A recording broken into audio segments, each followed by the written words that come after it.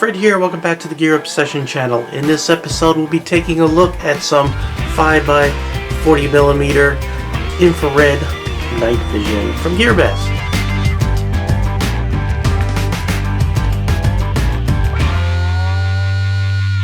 Now night vision can be really expensive, thousands and thousands of dollars, but that's not in my price range. This is in my price range. It's $149, so rounded off to the nearest dollar, from GearBest, who sent me this sample for review. They're not paying me to do anything. I'll give you the good and bad on this, because obviously at this price range you're going to sacrifice some things. The stuff that the military uses strictly uses existing light, whatever it may be, and amplifies it, and it does a really good job because it has some very expensive gear inside. Obviously paying $149 for a device is not going to do exactly the same thing. However, the way that it can be done at a level that maybe you and I could afford or want to pay is by putting a ultra sensitive CMOS picture chip in there. You know, like all the cameras have a little CMOS, I'm looking for the best word, sensor in there, and they put one that's extremely sensitive to light in there. However, it's going to sacrifice a lot of resolution and it's going to look a little fuzzy. However, one of the things that can be done is to supplement the existing light that it's trying to amplify to the limit of that CMOS chip by adding some infrared light, because that sensor is able to see infrared light also, which is invisible to the naked eye. However, by putting that invisible light out and reflecting it and come back in, then you have a really bright picture and you can really see great at night, and it can't be seen by the naked eye. So like, I'm going to go ahead and turn this on and you can see, whoops, I'll go ahead and turn that guy on. There we go.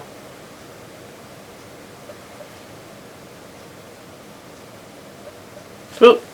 You can see it's on. You can see some stuff going on there, and it's not emitting any light. Now you could use this in a mode where it's just trying to amplify all the existing light that's out there, or you could go ahead and turn the emitter on. I'm going to go ahead and turn the IR emitter, and what you are going to see, actually let me sequence down here and actually turn it on. You're going to actually see it. I'm going to go ahead and turn it up because you could turn it up in brightness by a lot. Oh, can you see that? That red right there? One of the interesting things is that this video camera and a lot of other cameras out there could actually see infrared. However, my naked eye, I can't see it. So you got to keep that in mind when using a device like this. If someone is looking for someone with infrared night vision, they can use a good quality video camera or another device that can see infrared, like another one of these, the CU. So it's not a flawless technology, because if this worked fine without this going on, the military would just get this because it's cheaper than buying the thousands of dollars of infrared equipment each. So anyway, let's go ahead. I just wanted to get the big negative out of the way. So again, I'm totally upfront with you, but I gotta say I'm really, really surprised at how good this works. I thought it was going to be kind of crappy. It might sort of be okay, and I can sort of recommend it in certain situations. Actually, it is quite good. So let's go over. Actually, you know what? Let's go outside real quick and let me just show it off, and then we'll go over the specs. Where did he go? I think I'm going to go ahead and turn up the light just a little bit more. The lamp, there we go. I'm going to bring it up to 4. How about that? Alright, now where did Carson go? You can see how bright everything is. There's Carson. There's Carson. You can see there's no stabilization or anything, so I'm holding this by hand. And it's pitch black out here. I mean, I can't see him at all. And I can't zoom out. I mean, this is 5 times, and then that's what it is. Now I'm going to go ahead and turn the lamp out again so you can just sort of see what it looks like without any light. And turn it down. There's 1, and there's 0. And you can sort of make them out a little bit. Now, of course, this would be working a lot better if we had a full moon or something like that. I wonder if I look up in the sky, what can I see up there? Oh, I better see some stars? I don't know. Not much. Actually quite amazing. Now you do get quite a bit for your money. This is the box that it came in. Let's take a look at that. I don't think there's anything on the other side, and it just says night vision on the top. But look at all the stuff you get. You get cleaning cloth, lens cap goes on the front. It was already installed when I got it. Actually, this was in a plastic bag, but I already took it out. You have an instruction manual, which is written okay. And in this pouch was that cleaning cloth, along with a lot of cables like this, mini USB, and a composite cable. I think that's what they call these, are RCA jacks. If you notice, sound, not just video, sound, because this can not only record video but sound, as you heard. And you have a charger right here, so you can charge this thing up, and a nice carrying case with a strap. So you get quite a bit for your money besides the actual night vision itself. And we could go ahead and take a look. Now inside here, you see it has a nice coated lens. You focus it by turning this here. So when I was out of focus out there on that video, you saw I was turning this guy. The eyepiece has a diopter where you could adjust it in case your vision is not 20/20. It adjusts, but it doesn't adjust far enough for my eyes, so I still had to wear my glasses. And you can see you have a whole bunch of connectors or plugs right here for power, and there's your mini USB to pull the video off here, because this could do video and it can take pictures. It has internal memory. It has 4 megapixels of memory. It can record VGA video, which is 640 by 480. And you could also do some photos, some snapshots. And you could do that by 1280 by 960, so not high res by any means, but still functional. You can see that's where you plug in the RCA jacks right there. So there's your power, and that's how you attach it to your computer. It mounts just like a drive, just like you were plugging a thumb drive. You have some controls up here, and actually we'll turn it on. You can see there's a little power button down here. Almost looks like a smiling face, or whatever. Alright, so you got like up and down arrows, and you have the S, and you have the infrared. So when I was turning the lamp on, I was hitting that button, and here's your on off. So when you turn it on, you press and hold that button, and you'll see it come on. You can see how it says, has a little picture there. And now we're on, and you already saw what it looks like. I'll let you take a look in there. Pretty neat. It's not going to focus inside the house because it's 5 times optical, and also it can do zoom, digital zoom. By pressing these buttons, it will digitally zoom even more. I don't know if I'm going to be able to actually focus this, but you can see as I press the buttons up and down, it will go ahead and go up to 8 times optical zoom, so that's pretty neat. But I tend not to use that at all. Then you have this S button, which will cycle it through. See, right now it's in picture mode. You can tell by the camera if I hit that S button. Then it's replay, where you could play back stuff. If I hit it again, now it's going to take videos, which is what the video you just saw. You could also see battery, and you could see date, time down there, and stuff like that. Infrared. So this will, if I hit that IR button, you can see you have a choice of brightness. Brightness, which would basically turn up the gain on that CMOS, and then I could sequence down to lamp. And when I was turning the lamp on out there, the infrared emitter, that's what I was doing. So I would go down to here to lamp, and then I would press these up and down buttons, and it could go all the way up to 9.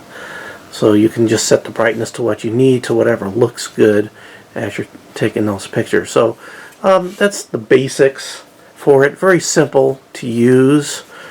To turn it off, you press and hold that same button, and it turns off right there. The 4 gigs of RAM is built in. It's non-removable. You have like an accessory rail on the bottom. Not sure what that's about. You have a tripod socket right there. You have to make sure that the screw on your tripod is long enough to reach, because it's pretty far in there. I had one tripod where it wasn't long enough to get down in there. I had to find another one. And there's your infrared emitter. And again, it picked up on the camera, on this camera, as a red light. Kind of neat. And everything else is pretty much a very simple device. You could even see there's coating, anti-reflective coating even over there. So it's not a toy. It actually is pretty good. It's impressed me for the price.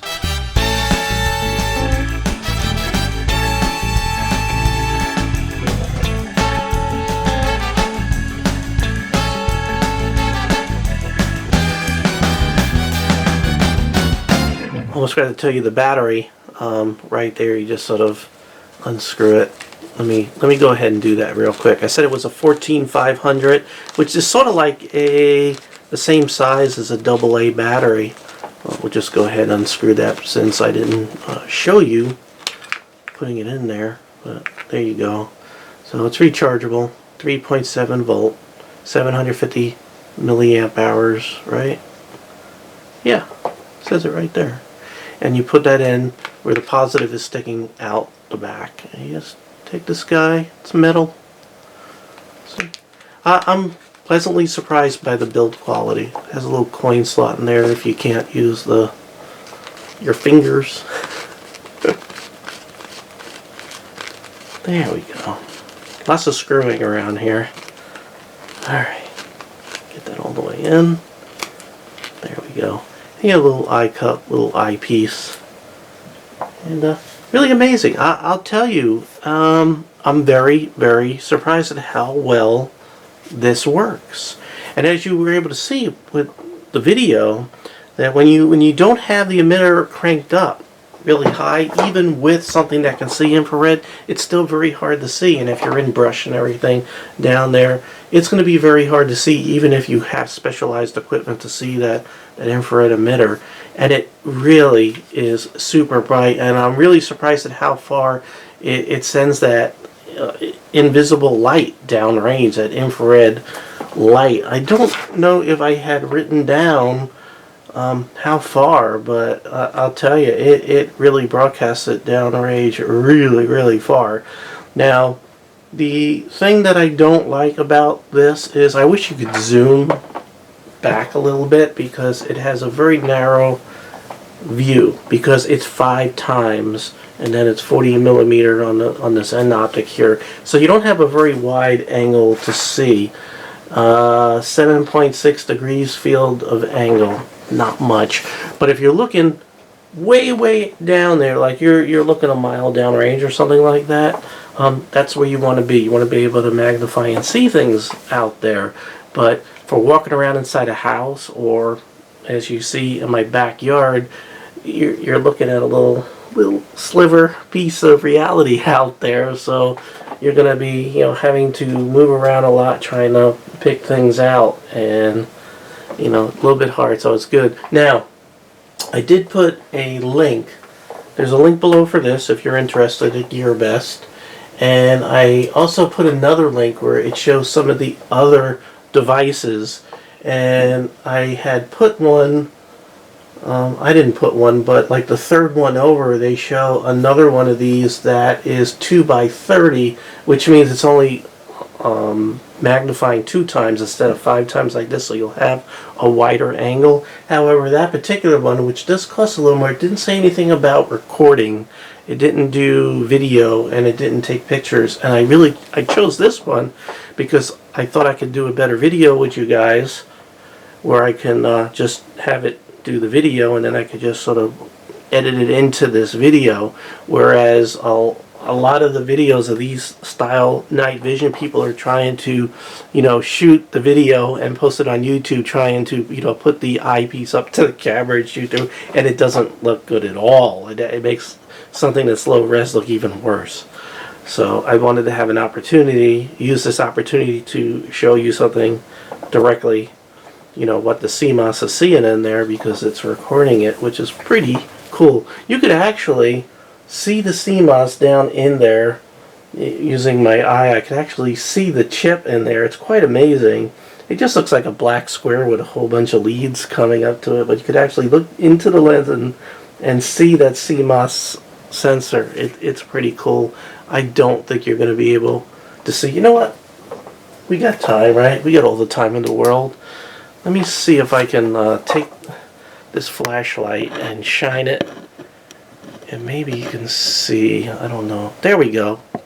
There we go. I think you can see. There we go. You see the leads and the square in there? You can see the metal leads all coming up to the chip around there. Kind of neat, ain't it? You don't see that with a regular camera. At least I never noticed it. So really cool. I am impressed. I've had a lot of fun with this. I've been using it ever since I've had it a week ago. I've been playing with this. I'm just quite amazed. I didn't have the opportunity, unfortunately, to get a deer or something like that, because I do have some deer that sometimes go around my backyard, and it would have been cool, but opportunity did not present itself. By the way, pretty lightweight. I do have all the specs below, but it says product weight is 0.375 kilograms. You could do the math, Google it if you want to know the ounces or whatever. I don't think it's a pound. If it is, it's pretty damn close. And you saw everything that you get, and it's amazing. I like it. I recommend it, and I already told you the bad stuff, and I told you the good stuff, so we keep it honest here. Alright, this is probably the last video until Christmas. I hope you have a very Merry Christmas, you and your family and your friends. And if you don't celebrate Christmas, then you're probably on a holiday anyway, if your work lets you out. So I hope it's good. And if you're Jewish, a happy Hanukkah, and whatever your religion celebrates, I hope you have a good one. Because I'm not going to say happy holidays. It's Christmas, where we celebrate the birth of Christ. I got to tell you, I have a friend. I don't know if I should be telling you this. Oh, why not? I was on board the USS Eisenhower, and it was around Christmas time, and everybody was getting Christmas cards and care packages, which are boxes that your family sends you when you're out to sea, with all kinds of food and everything, and you generally share it with everybody else, your friends, your shipmates. And a good friend of mine, fellow air intercept controller, he he's very proud of his family, as he should be, and his kids and wife. And he showed me a picture of them celebrating Christmas. So me, a couple of other guys, we're all looking at the picture, and one of the other guys says, Dude,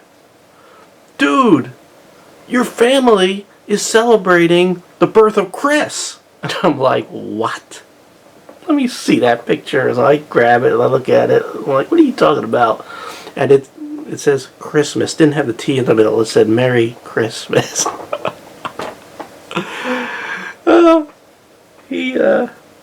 Poor family. And it could be an honest mistake. I misspell things all the time too. But we all got a pretty good chuckle out of it. And when you're out at sea for 6 months, any fun, any good joke is well appreciated and well received, and hopefully everybody gets out, over the insults. We do. All right, well, thank you very much for joining me here at the Gear Obsession channel. I really do appreciate every friend, viewer, subscriber, and especially you, and especially all the troops out there that don't get to be home for the holidays with their families. I know what it's like, and it really sucks. And I hope that every one of you who are at home with your family, just, say a prayer. Think about them. They're out there defending our freedom, and it's important. It is. All right. Take care. Merry Christmas. Bye.